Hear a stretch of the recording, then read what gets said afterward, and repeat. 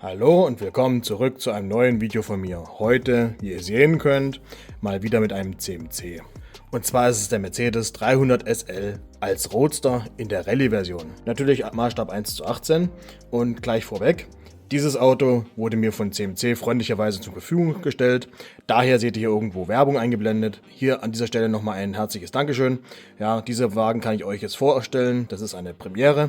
Der Wagen ist nämlich noch nicht draußen. Ja, und das hier ist das Pressemodell. Und wir können hier schon mal einen Vorabblick hineinwagen, beziehungsweise uns das Modell mal anschauen. Ganz kurz zur Geschichte von diesen Modellfahrzeugen, beziehungsweise von dem 300 SL. Ja, das ist der Nachfolger, beziehungsweise im Prinzip kam der nach dem Flügeltürer, dem legendären, ja. Und das Einzige, was man diesem Auto gemacht hat, ist, dass der Gitterrohrrahmen im Prinzip gleich blieb. Man hat versucht, beziehungsweise man hat den Gitterrohrrahmen umgeändert, sodass die Türen deutlich größeren, komfortableren Einstieg haben, wie man hier sehen kann. Schauen wir uns die Front mal an. Also hier können wir stark erkennen, dass es sich um einen Mercedes handelt, ne, logisch. Und ganz typisch Rallye-mäßig, keine Stoßstange jetzt hier vorhanden. Dafür aber solche großen zusätzlichen Scheinwerfer, ja. Die wurden nämlich im Zuge dieses Lebens dieses Autos, also im Vorbild, hinzugefügt. Genauso wie hier, man sehen kann, schon die Überrollbügel, ja. Ursprünglich war dieses Auto auch mal dunkelblau. Es wurde umlackiert in dunkelbraun. Ansonsten ähnelt das alles sehr dem normalen Roadster. Von der Seite, klar, klassisch Mercedes halt, ne? Hier die schönen Radkappen auch zu sehen, die man natürlich abmachen kann. Das zeige ich euch hier im Bild. Hier schöne Verchromung. Ja, das sieht alles sehr gut aus. CMC-typisch natürlich, ne? Da darf man auch immer was erwarten. Kommen wir zum Heck. Auch klassisch für dieses, oder kommt das schon her? Für dieses Modell. Diese schöne runde Form. Ja, hier mit allerlei Aufklebern natürlich zu sehen im ganzen Auto, wie man sehen kann. Ja, denn der Wagen fährt bis heute bei verschiedensten bekannten Rallyes mit. Also der Wagen ist fast 70 Jahre alt und fährt heute noch überall mit. Ne? Also das ist natürlich schon beeindruckend und ich glaube, der will auch gefahren werden. Beifahrerseite, klar, sieht entsprechend auch so aus. Allerdings haben wir hier ein kleines Detail. Der hat keinen Auspuff. Ja, hier fehlt einer. Ist natürlich Quatsch. Hier, habt ihr schon gesehen wahrscheinlich, ist der Auspuff. Seitlich umgebaut, ja, dran gemacht. Ist natürlich auch entsprechend lauter. Ich denke, einige werden das wiedererkennen.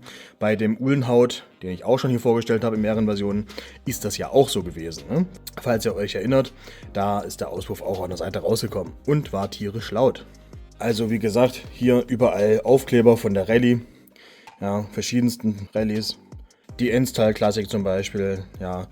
Also das ist, ich blende es euch schon noch mal ein, das ist natürlich, wie gesagt, ein Auto, was man benutzt.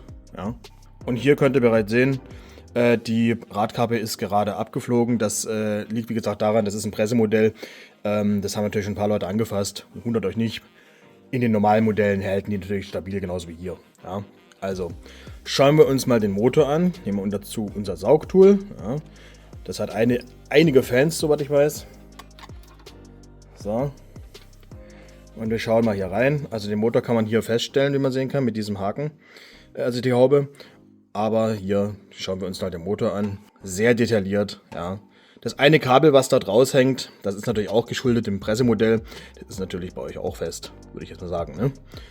Das ist der Motor, wie gesagt, ein sehr, sehr detailliertes Aggregat. Ja, viele Aufkleber dabei. Die Kabelstränge kann man sehen. Also das ist alles sehr gut gemacht. Hier auch nochmal die Frontscheibe mit dem Chrom, Luftanlässen. Ja, also das ist mit CMC-typisch natürlich sehr detailliert. Ne, kann man nichts sagen. Schauen wir uns mal den Kofferraum an. Hierzu natürlich auch so. Den Kollegen Saugtool. Und wie ihr sehen könnt, hier drin alles mit Teppichimitat bzw. Filz ausgekleidet. Und hier, man kann diese Abdeckung rausholen. Ja. Und hier unten drunter ist ein Ersatzreifen. Ja. Ich versuche den mal rauszuholen. Kann man hier den Deckel abmachen. So. Und hier drin könnt ihr sehen, hier ist der Ersatzreifen. Den kann man aber auch noch abschrauben, weil hier ist eine Schraube drin. Jedenfalls habe ich das auf Bildern gesehen. Ich mache das jetzt nicht.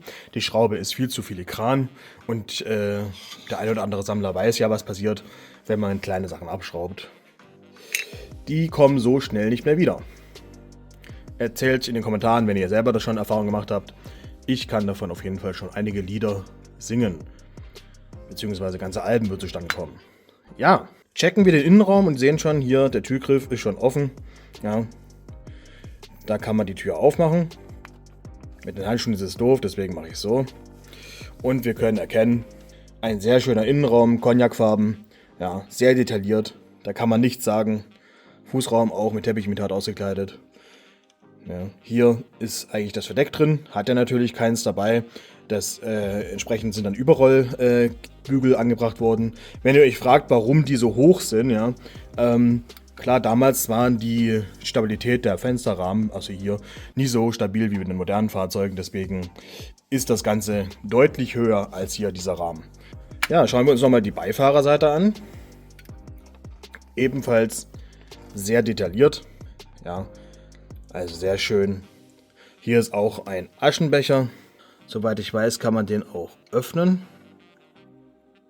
Na, so, seht ihr das?